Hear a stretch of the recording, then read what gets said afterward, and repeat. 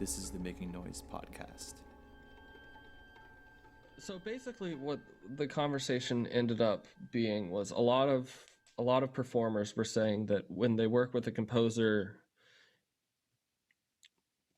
for business rather than in the name of like, this is my friend and we just want to, make music together. But when they work for a composer in a strictly professional way, they feel like their role is to have a composer tell them, make this sound, make this sound, make this sound. Okay, cool. Now I'll go write a piece for you.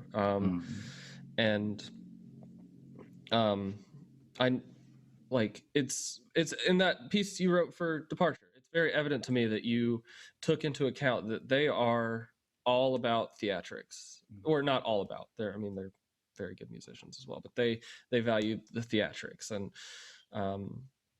it's just something that, like, reading through all your stuff, I noticed a lot that you mentioned the collaboration being fruitful for both parties and for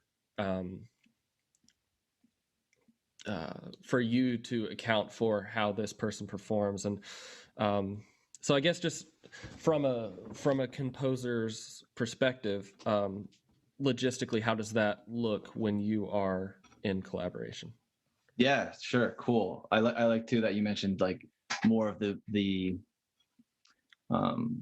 where the relationship with the person isn't like a personal friendship.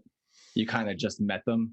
Mm-hmm. That's exactly how it worked out with me and Departure Duo, actually. I just cold emailed them. I heard about their project from a friend and showed them some of my stuff, and then we developed a relationship together. Mm-hmm. For me, this is all like my own, perspective and how I operate and stuff. But for me, it's important that I understand as much what the person is interested in. I don't want to say capable of doing, but see, I'm getting into weird territory with like wording. I guess willing to do.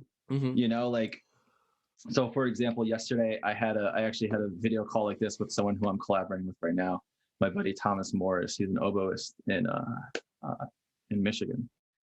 And one of the first things I asked him was, what's a multiphonic that you play that you know already that can that is reliably responsive and has a wide dynamic range? Mm-hmm. And so the idea behind I purposely asked that question because I could go through all kinds of books and try and find a specific multiphonic, like, oh, play this one because it has this pitch content or whatever. But I was coming from it from the perspective of what is something for him that is already natural to his playing, right? And so to flip that a little bit for the performer's perspective is have a couple things in mind that you already is germane to your way of playing. Mm-hmm. Like one question I really like to ask, because I think it's interesting too, is there anything that you do as a performer when you're not actually practicing or performing, when you're just noodling? And you always find yourself doing this thing, like maybe just for fun, you bow behind the bridge, but as you're doing it, you're like tapping your fingers up here, Mm-hmm. That's an interesting thing. And that's also something that you just naturally do. Mm-hmm. So if I can incorporate that into the composition, because that makes you who you are, that also makes the piece more yours than like any other person who's going to perform it. Mm-hmm. It's more of that to me is more of a collaboration, because you're making it specific to that performer. So I think it's a great idea or it's useful for performers to have an idea of things that they're comfortable doing and things that they have that the composer might not even be aware of. Mm-hmm. And then to kind of expand upon that a little bit too, when it comes to working with composers, like, we don't know shit, right? Like, so like if you could humor us as much as you can, mm-hmm. Like if you need to talk to us like we're 5-year-olds, please do it. Mm-hmm. I personally like talk to me as if I've never even heard of this instrument before. Yeah. You know, I actually said that to my one buddy who's a saxophonist, and I was like, "Tell me about the baritone sax as if I know nothing about it." Yeah, man. Do you want me to go farther into that? I can talk more about this sort of. Well, I mean, just I know you said you're a little pressed for time, but yeah, I have. I got about 10 minutes. I can go into 145. So go for it. Yeah, and well, was there anything specific? Like I know I've been talking a little bit. So was there anything that you wanted to kind of jump in on, and if or? No, I mean, I was just the reason I ask is because we had this conversation in our studio class about this, and then all of us about how these about how these performers were having like dissonant relationships with composers, and then I turn around and like the next thing I see is your bio that says that you value a collaboration that's truly collaborative. Like I was like, that's a perfect lineup of I don't know if people believe in coincidence or whatnot, but so I was just really interested to hear thoughts on this dissonance between composers and performers, and how to make fruitful collaboration from the perspective of a composer, since we talked about it for like an hour among performers. Yeah, I appreciate you asking me that, man. I mean, and also even just looking at my website, like that's really cool that you took the time. I want to tack on something else there too, because I think it's important. Is part of what could be part of the disconnect there is a lack of clarity for what the vision is supposed to be for the piece. So to give another example, like I can only reference my own sort of collaboration. Yeah. So, I worked with this saxophone duo who we're still kind of doing things where the piece has been written and now we're sort of sharpening or rounding out the edges. And this collaboration started in May, I think. And we had I had a couple phone calls with one of the members, just sort of talking about what they might be interested in stuff. And then we had, I think, maybe 1 or 2 video calls that were probably around an hour or so. And those video calls almost entirely consisted of just talking about what the piece could be. What is it that they're looking for? Like, why did you come to me? What is there some sort of theme for your performance? And then this starts to go into the conversation that I just mentioned before, where it's like, what are some of the limits that you would like to set? Like, are there things that you are just tired of doing? Do you hate arpeggios? I won't write them, Yeah. So trying to find some sort of like I said, vision, like whatever your ultimate goal is, that way everyone is in line or aligns with what the purpose, what they need to do to accomplish that goal. And the thing about that too is it doesn't have to be set in stone either. Like it can shift along the way.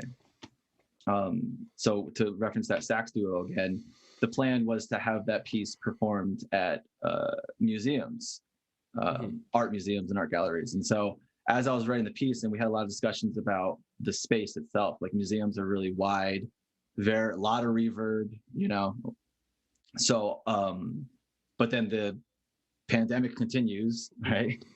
So we had to shift that to be like, okay, well, this might be an online performance, or we'll have to prolong it. And then we had discussions about what does that now look like? Does it change the piece? And so that's the other thing I would say is try to find a way to become aligned with your artistic vision of what you want and what the composer wants.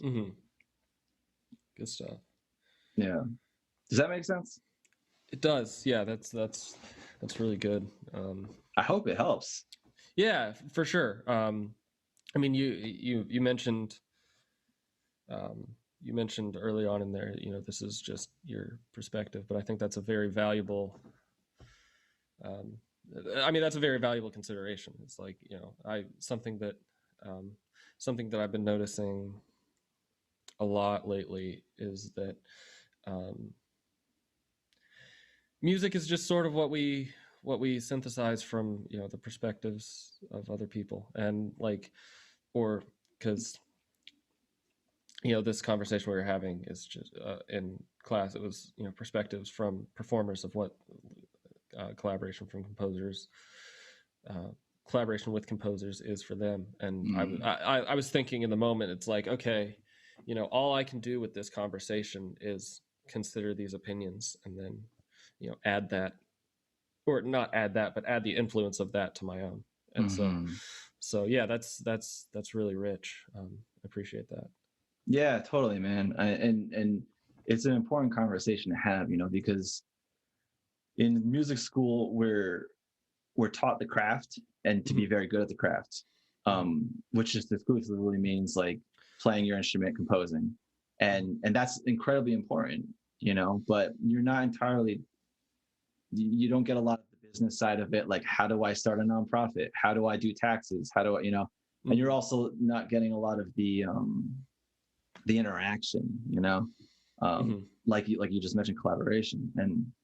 And that's why I mentioned the whole idea of articulating a vision together, because not everyone has the same collaborative interest.